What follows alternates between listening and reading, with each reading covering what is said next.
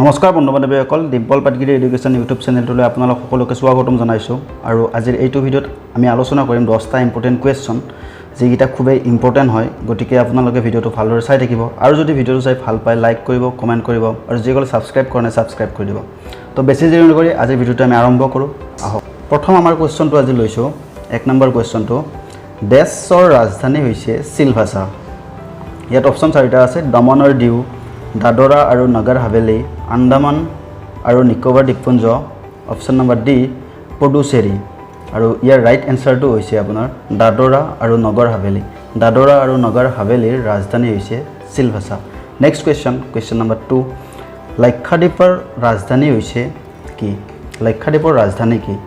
ইয়াত অপশ্যন 4টা আছে: option A Kavaratti, option B Port Blair, option C Daman, option D Pondicherry. আৰু ইয়াৰ ৰাইট এনচাৰটো হৈছে অপশ্যন এ কাৱাৰথি।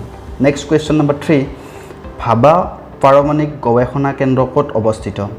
আৰু ইয়াত অপশ্যন 4টা আছে: পুৰী, ট্ৰম্বে, ভৱনগৰ, তাৰাপুৰ। আৰু ইয়াৰ ৰাইট এনচাৰটো হৈছে option B Trombay.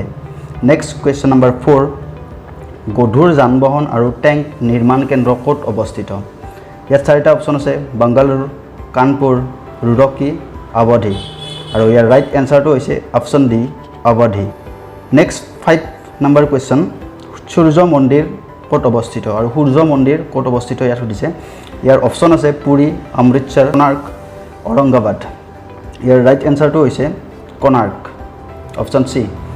Next question number 6, আৰু 6ত আছে: ভাৰতৰ কৃত্ৰিম উপগ্ৰহ উৎক্ষেপণ কেন্দ্ৰ ক'ত অৱস্থিত?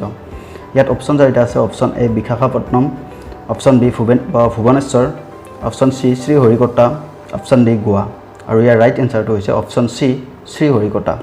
নেক্সট কুৱেশ্যন নম্বৰ 7, ভাৰতবৰ্ষৰ প্ৰথমগৰাকী লোকসভাৰ অধ্যক্ষ কোন আছিল? আৰু ইয়াত অপশ্যন 4টা আছে: নীলম সঞ্জীৱ ৰেড্ডী, চৰ্দাৰ হুকুম সিং। অপশ্যন চিত আছে এম অনন্ত শয়নম আয়েংগাৰ। আৰু অপশ্যন ডিত আছে জি.ভি. মাভলাংকাৰ। আৰু ইয়াৰ ৰাইট এনচাৰটো হৈছে option D G V. Mavalankar. Next question number 8, ৰাজনীতি কি উছ পৰ? ৰাজনীতি কি উছ পৰ গ্ৰন্থখনৰ লিখক কোন? ৰাজনীতি কি উছ পৰ গ্ৰন্থখনৰ লিখক কোন? ইয়াত অপশ্যন 4টা আছে: অটল বিহাৰী বাজপেয়ী, শশী থাৰুৰ। আৰু অপশ্যন চিত আছে মৰাৰজী দেখাই। আৰু অপশ্যন ডিত আছে চন্দ্ৰশেখৰ। ইয়াৰ ৰাইট এনচাৰটো হৈছে option A Atal Bihari Vajpayee. Next question number 9, Venice of the East বুলি ভাৰতৰ কোনখন চহৰক জনা যায়?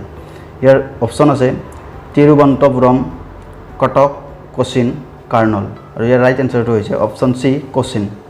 নেক্সট কুৱেশ্যন আৰু আজিৰ লাষ্ট কুৱেশ্যন নম্বৰ 10, সূৰ্য সিদ্ধান্ত নামৰ গণিত সম্পৰ্কীয় গ্ৰন্থখনৰ লিখক কোন আছিল?